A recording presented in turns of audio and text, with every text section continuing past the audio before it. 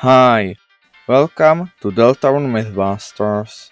In this video, I will talk about 3 things that many people believe to be facts, even though they are not. That doesn't mean they won't come out true, it's just that I think there is a high chance that they won't. With that out of the way, let's get started. Myth number 1: Chris is possessed by the player.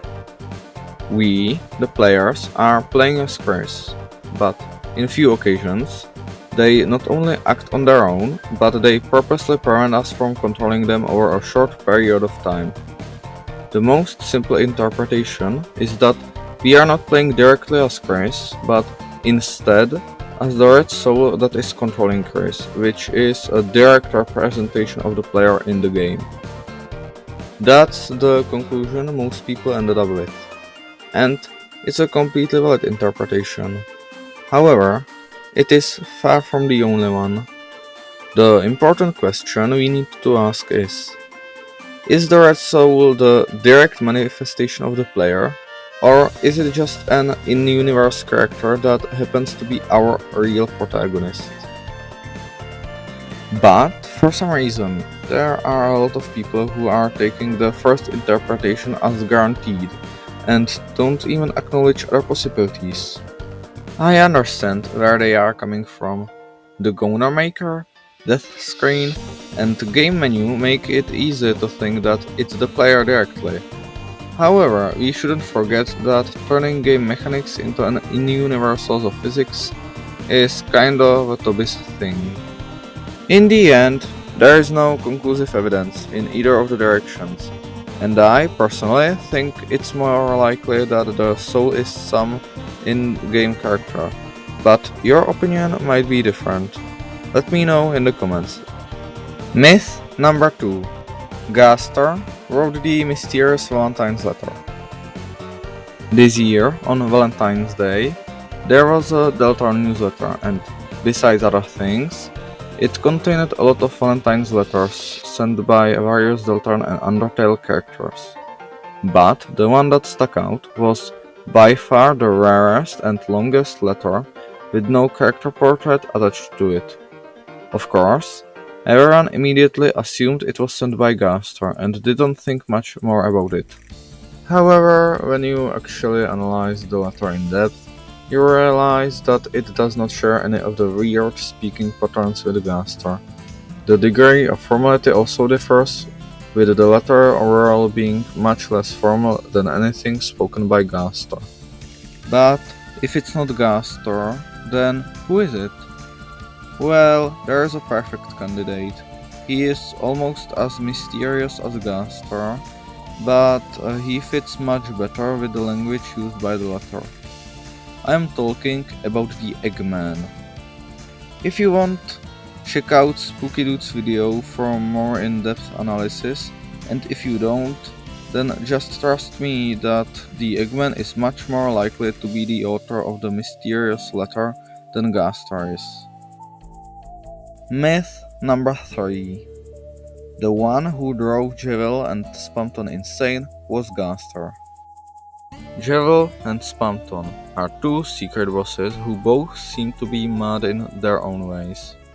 At some point in the past, they were contacted by a mysterious person that revealed some terrible truth to them, and because of this truth, they both went insane.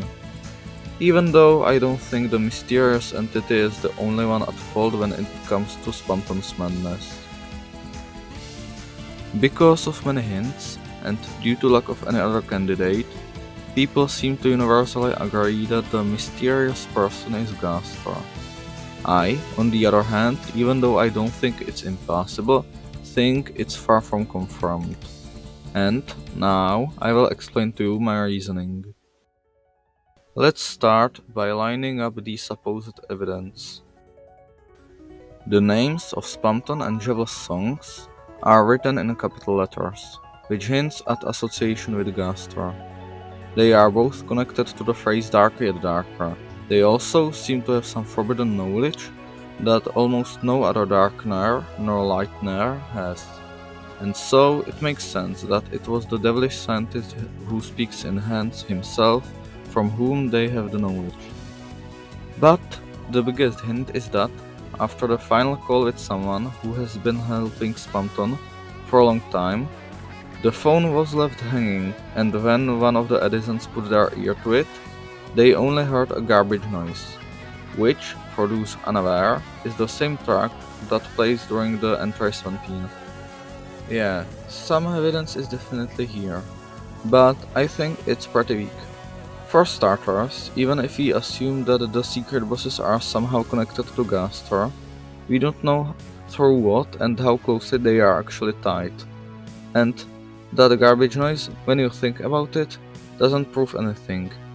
Because if we assume that the phone makes the garbage noise due to Gaster being at the other end, then using the same logic, when we try to use our phone in the dark world, we are actually calling to Gaster. And in my opinion, that's not very likely. But it goes even deeper. You see, the assumption that it was Gaster who was contacting Spanton was created due to misunderstanding of what the garbage noise, or the smile.ogg how it's called in the files, actually is. Because the first time we heard it was in Entry 17, people associated this noise with Gaster, even though we already had a song called Gaster's Theme. Because of it, and also because of the circumstances where the garbage noise is used, I came to the conclusion that the garbage noise is not directly connected to Gaster. Maybe it's the theme of darkness, or maybe it's not the theme of darkness itself, but it's the noise that machines make when they are interrupted by the darkness. Who knows, but the point I'm making is, when a garbage noise occurs, it does not automatically mean Gaster. But so far, Ari was just debunking the evidence. I didn't present any reason for why it should not be Gaster. And that's what I'm going to do now. When there is a theory that someone did something, there are two questions we should always ask ourselves. One of them is how. More specifically, how would be Gaster even able to get in contact with Jewel and Spamton? And it's really not easy to answer this question. The problem lies in how the Dark Worlds function. As far as we know, Gaster is a Lightner, and as far as we know, Lightners can only visit Dark Worlds when there is a Dark Fountain. Both Card Castle and Cyber's World were created recently, while both secret bosses were contacted by the mysterious someone long ago.